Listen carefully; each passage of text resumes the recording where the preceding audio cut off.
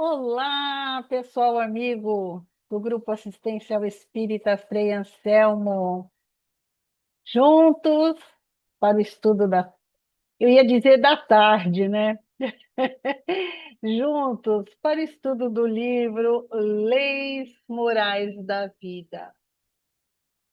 Então, estamos avançando aqui no Leis Morais da Vida, esse livro fantástico aqui trazido pelo nosso querido Divaldo e Joana de Ângeles, com lições assim maravilhosas para a gente refletir e muito. E hoje coube a mim a lição 18, afinidade e sintonia. E nós vamos fazer essa lição de uma forma diferente. Eu não vou comentar por parágrafos, como eu sempre faço. Eu vou ler o texto na íntegra e depois eu vou comentar algo, porque essa lição é extremamente completa, então não precisaria mais de comentários, mas de reflexão, muita reflexão. Então, pessoal, antes de nós iniciarmos, vou novamente solicitar a todos vocês que divulguem as mídias do Grupo Assistencial Espírita Frei Anselmo. Facebook, Instagram, do YouTube, para que mais pessoas possam ter acesso a esses nossos estudos. Então, para iniciarmos, vamos aos nossos agradecimentos. Agradecendo a Deus Pai, a Jesus, nosso Divino Mestre, pela oportunidade que temos da vida e do aprendizado. Agradecermos por toda essa espiritualidade amiga que nos ampara, nos auxilia, para que tenhamos um caminho mais ameno. Agradecermos ao nosso Mestre Jesus por ter nos deixado esse caminho para que possamos seguir rumo à evolução.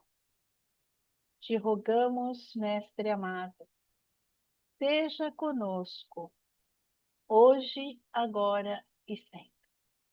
Que assim seja.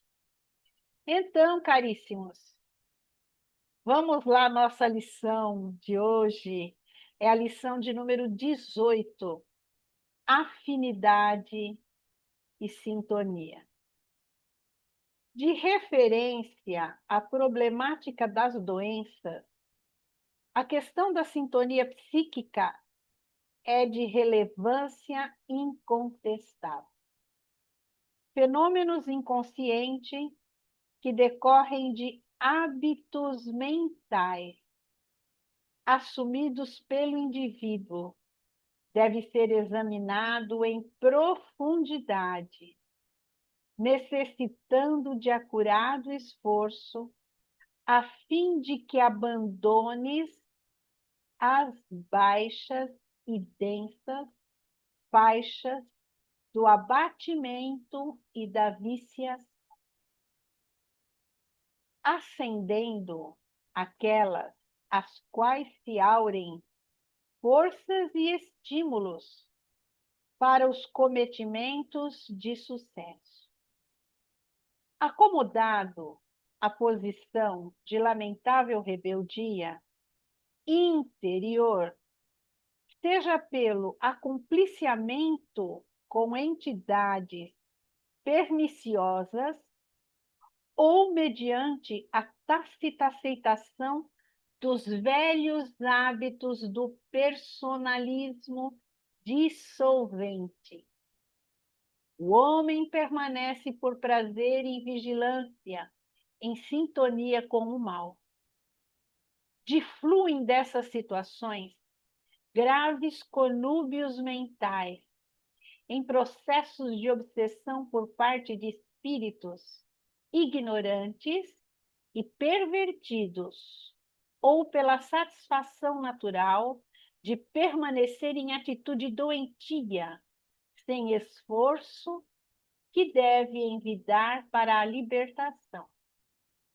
Em toda enfermidade existe sempre uma predisposição orgânica e psíquica, decorrente do pretérito espiritual ou da vivência atual, em cujo campo se instalam os fatores predisponentes ou propiciatórios a larga cópia de doença, as mais complexas.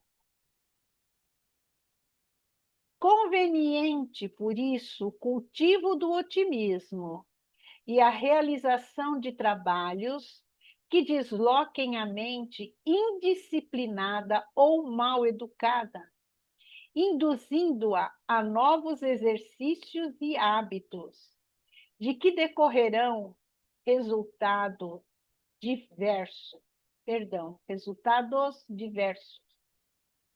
Afinas com o que sintonizas, estás com quem ou o que prefere. Cada ser nutre-se nos redutos mentais em que se localiza as aspirações.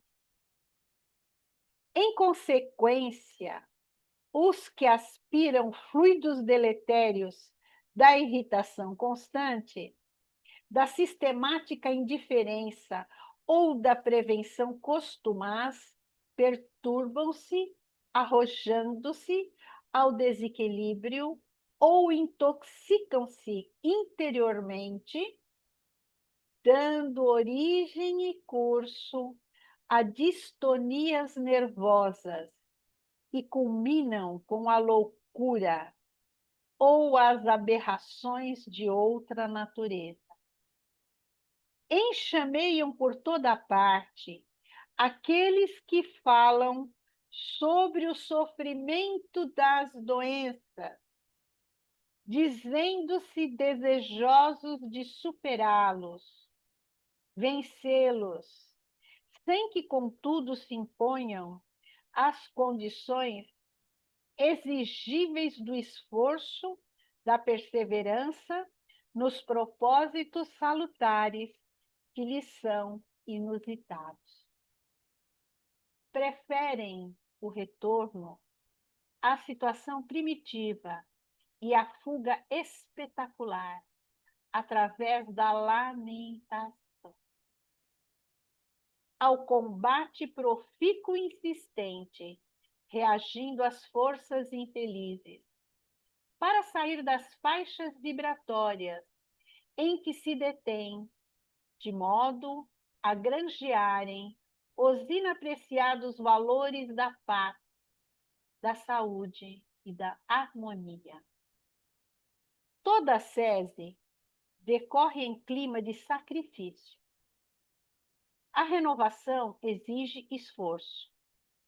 A liberdade propõe disciplina. A ascensão às vibrações superiores impõe largo estipêndio mental, exigindo permanente sintonia com os pensamentos edificantes e as ideias que fecundam bênção. A doença, como a saúde, resulta invariavelmente da posição interior de cada um. Por essa razão, o Evangelho é constituído de convites imperativos à elevação íntima, à solidariedade, ao otimismo, em cujas paisagens aurirás a felicidade que todos buscamos. Afinamo-nos uns com os outros e intercambiamos conforme as preferências que exteriorizamos, mas que são o resultado do comportamento íntimo. Qualquer que seja o preço da responsabilidade, por mais alto o ônus do sacrifício, estás destinado à felicidade, e por lográ-la terás que investir todos os esforços, abandonando as faixas do erro e do crime em que te compraz, a fim de alcançares os cumes da vitória sobre ti mesmo. Então, como eu disse de início, não tem comentário, porque está tudo muito bem explicado quanto às nossas relações com o nosso interior e com o exterior também. Então, nós vamos ver que o nosso interior, aquilo que nós realmente somos, aquilo que nós cultivamos em nós, é o que nós vamos receber. Não adianta eu reclamar. Não adianta eu me lamentar e continuar sentada sem fazer absolutamente nada em meu favor. E o que é trabalhar em nosso favor? Eu me lembrei de uma história do livro, se eu não me engano, é do Estante da Vida ou do Alvorada Cristã. É uma história do irmão X, que se chama Mãos Enferrujadas. Eu gosto de contar história. Vocês estão acostumados com as minhas histórias. Então, havia uma criatura que partiu para o mundo espiritual e lá chegando se deparou com uma situação um tanto quanto aflitiva. Essa criatura aguardava ser recebido às portas do céu, porque ele se achava no direito do paraíso. Então, em conversa com o mentor, ele disse assim: como eu não tenho direito a entrar no paraíso? Eu sempre doei importância vultuosa para a educação. Também para os enfermos, para os hospitais. Também para a religião. E também para os pedintes. Como que eu não tenho direito a entrar nos céus? Então, o mentor explica a ele: você realmente fez doações para a educação, mas alguma vez você visitou alguma escola e viu as crianças alegres, correndo, merendando, que muitas vezes não tinham o que comer em seus próprios lares, e a escola é a única refeição que elas fazem? Você foi visitar? Não, não fui. Então, você diz também que doou para os enfermos. Você conheceu algum desses enfermos do qual você doou para a saúde? As quantias que você diz que doou, você teve contato com algum desses doentes? Levou uma palavra amiga, uma palavra de ânimo, de esperança para esse enfermo? Não, não levei. Você doou muitos alimentos, mas você viu aqueles rostos famintos recebendo aquele alimento doado com tanta gratidão aos céus e também a quem proporcionou essa doação, você pôde observar o que é a fome? Não, não pude. E você doou para a construção de templo de pedra, como disse você.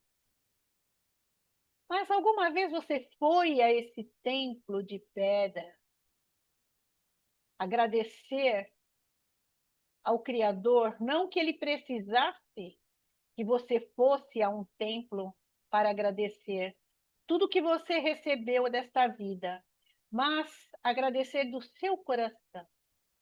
Você o fez? Também não, porque eu tinha um administrador que cuidava de tudo isso. E tudo o que ele me pedia a respeito das doações, eu assinava o cheque e dava o dinheiro. E o mentor diz assim: mas e as suas mãos? Você alguma vez colocou as mãos na massa? Como eu te disse, foi visitar, foi ver? Não, eu simplesmente dei. Pois é, meu irmão. Então você não tem direito à entrada no paraíso, porque você tem as mãos enferrujadas. Então, na doença, o que acontece muitas vezes conosco na nossa enfermidade é porque nós não temos só as mãos enferrujadas, nós temos o coração enferrujado, nós temos os nossos olhos enferrujados, nós não olhamos o próximo com o devido amor. Aliás, nós não olhamos para o nosso interior, como está dizendo a nossa lição. Nós não olhamos para o nosso interior. Nós não estamos tendo contato com essas questões desequilibrantes que me trazem a doença, a enfermidade. Então, nós achamos muitas vezes que aquela enfermidade ela é pela nossa carga genética, como está dizendo a lição. Mas vamos nos lembrar do reencarne do Segismundo, do livro Missionários da Luz. Então, para que um espírito possa reencarnar nas condições que ele precisa, então não é somente ter um pai e uma mãe que o acolha. É preciso que tenha uma carga genética física nos pais, para que aquele aprendizado se faça. E é preciso que essa carga genética que nós trazemos, ela seja trabalhada para não resultar na enfermidade. Porque muitos de nós gostam de dizer, é genético. A falta de amor é genética? É uma questão, né?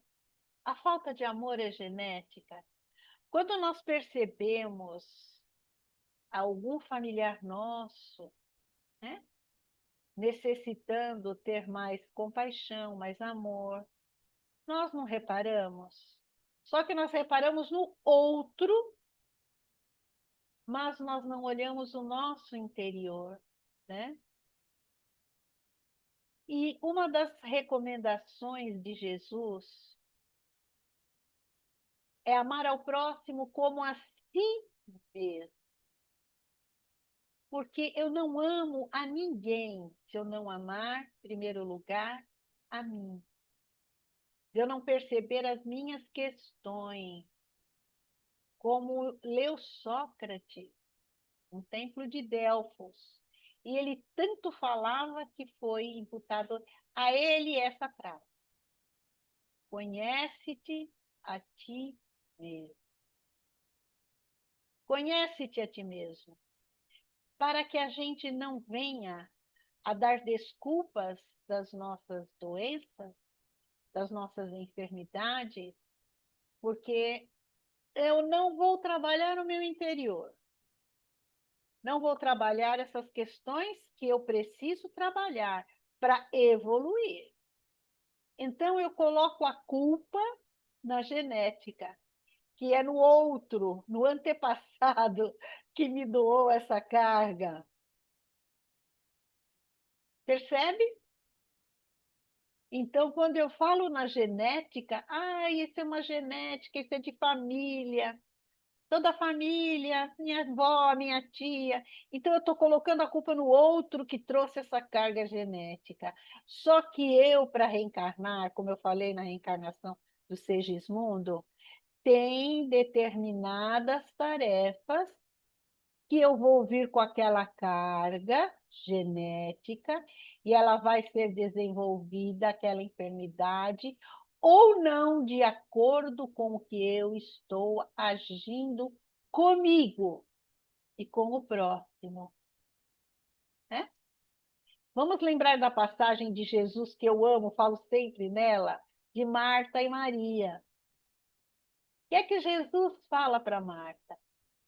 Marta, Marta, você está sobrecarregada, cansada, estressada. E Maria escolheu a boa parte, e essa não lhe será tirada. Porque Maria escolheu se trabalhar, viver de acordo com os ensinos de Jesus, com as leis naturais. Nós vamos conseguir, em uma encarnação, seguir todas as leis naturais? É óbvio que não. Nós vamos falhar em algum grau. Eu não vou dizer nem falhar totalmente, porque os espíritas já têm um certo conhecimento do que o que eu faço é para mim, não é para o outro, óbvio, né? E também das energias que nós temos, das energias que nós atraímos, boas ou não, de acordo com o meu interior. Porque aquilo que eu sou é como se eu tivesse um perfume dentro de mim. E esse perfume exala. E quem vai perceber esse perfume são aqueles que têm a sensibilidade olfativa de percebê-lo. Serão todos? Não. Então, esse meu odor, nesse meu perfume que eu exalo, ele será reconhecido pelos afins que tem, né? Pelas afinidades que eu vou somar, tanto boas como ruins. Então, quando a gente fala muitas vezes em formas pensamentos, a gente acha que uma forma pensamento é uma coisa abstrata e real. Não. Uma forma pensamento, ela tem massa, ela tem peso, ela tem odor, ela tem forma. E ela será o chamariz para outras formas, pensamentos, outras mentes com o mesmo teor. Então, daí, muitas vezes, nós vamos atrair para nós as enfermidades. Principalmente se eu tenho o hábito da queixa, o hábito de reclamar de tudo. Ó céus, ó dia, ó azar. Não é assim a animação? Pois é assim a animação. Eu peguei mais 2 livros para a gente dar uma olhadazinha aqui, relativo ao que nós estamos conversando sobre afinidades e sintonia. Do livro O Consolador, do nosso querido Chico Xavier e Emmanuel. No item O Dever, a questão é a 187. qual atitude mental que mais favorecerá o nosso êxito espiritual nos trabalhos do mundo? Qual atitude mental? Essa atitude deve ser a que vos é ensinada pela lei divina, na reencarnação em que vos encontrais. Isso é a do esquecimento de todo o mal, para recordar apenas o bem, e a sagrada oportunidade de trabalho e edificação no patrimônio eterno do tempo. Esquecer o mal é aniquilá-lo e perdoar a quem o pratica. É ensinar o amor, conquistando afeições sinceras e preciosas. Daí a necessidade do perdão no mundo, para que o incêndio do mal possa ser exterminado, devolvendo-se a paz legítima aos corações. Então, qual é a atitude mental? A primeira dela, perdoar. Perdoar a si mesmo, perdoar ao próximo. Lembrando que perdoar não é esquecer. Esquecer é quem tem Alzheimer que esquece. É não desejar o mal. Não desejarmos o mal. Somente nessa atitude de não desejar, de não revidar, de não querer se vingar e de uma forma muito amorosa, vibrar o positivo, já é uma forma de perdão. O verdadeiro perdão não é você ir lá abraçar e pedir, ai, me perdoe. Né? Porque muitas vezes a pessoa vai olhar bem para você e vai dizer, ou você vai querer que a pessoa te perdoe, ou você vai querer perdoar. Essa atitude tem que ser mental. Temos que vibrar do nosso coração, tudo que for de melhor. Recentemente eu li um livro, um romance, por sinal, muito bom, que o espírito reencarna para se entender como seu irmão, porque no plano espiritual ele já havia socorrido o irmão. Então ele volta próximo do irmão para auxiliá-lo na reencarnação. Porque o irmão o havia assassinado e ele perdoou, ajudou, resgatou o irmão e nasceram novamente. Só que esse perdão que ele deu ao irmão, mesmo ele tendo auxiliado, resgatado, ele não foi um perdão definitivo, lá do fundo do coração. E em determinado momento da reencarnação, todo aquele rancor volta. Então, perdoar é a gente não desejar o mal, nenhum, para quem nos ofendeu. E pedir muito perdão para quem nós ofendemos, porque nós achamos sempre que não ofendemos a ninguém, mas muitas vezes uma palavra, de uma forma mal colocada, ela gera um sentimento muito grande de mágoa no outro, e nós não nos percebemos disso. As palavras ferem muito, muitas vezes são mais agressivas do que uma arma. Pegando agora o livro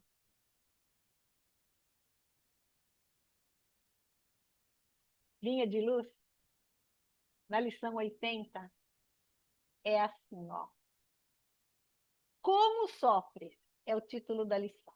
E a epígrafe. Mas se padece como cristão, não se envergonhe. Antes, glorifique a Deus nessa parte. Pedro 1, 4, 16. Não basta sofrer simplesmente para ascender à glória espiritual. Indispensável é saber sofrer, extraindo as bênçãos de luz que a dor oferece ao sequioso de paz. Então, se nós estamos em atitudes mentais de atrair sofrimento, é preciso nos lembrarmos dessa colocação de Pedro e de Emmanuel. Não basta sofrer, não basta sofrer. É preciso extrair bênçãos de luz desse sofrimento. Não adianta eu reclamar.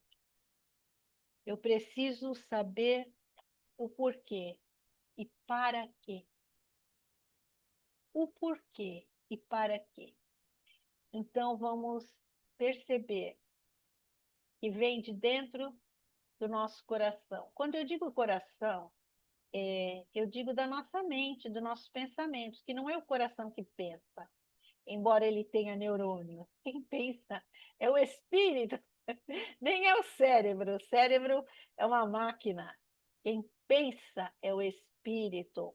Quem atrai é o espírito. Esse meu dono danado, esse, como dizia o Chico, esse jumentinho indisciplinado, né? Não é o corpo, é o espírito. Então, se nós queremos ter paz, se nós queremos que o nosso interior melhore, eu não posso e nem devo colocar fora essas questões, porque elas estão dentro. Como dizia Confucé, tudo que está dentro está fora, e tudo que está fora está dentro. Então, é o nosso interior, é o nosso perfume, é aquilo que nós somos, é a nossa persona que vai atrair ou repelir. Então, se eu quero um corpo saudável, eu preciso ter uma mente saudável. E não somente ficar nos bons pensamentos, agir também, para que não só nossas mãos sejam enferrujadas, mas o nosso coração, os nossos olhos, os nossos pensamentos. Caríssimo, gratidão por terem estado comigo até aqui. E vamos juntos rogar a Deus nosso Pai e a Jesus nosso Divino Mestre bênçãos de luz, de paz para toda a humanidade, para tudo que o Pai criou, para tudo que a misericórdia do Pai permitiu que fosse criado. Que assim seja. Caríssimos, mais uma vez a solicitação para que divulguem as mídias do Grupo Assistencial Espírita Frei Anselmo, Instagram, Facebook, YouTube, e vamos colaborar para que o nosso canal cresça. Fiquem todos na paz de Deus.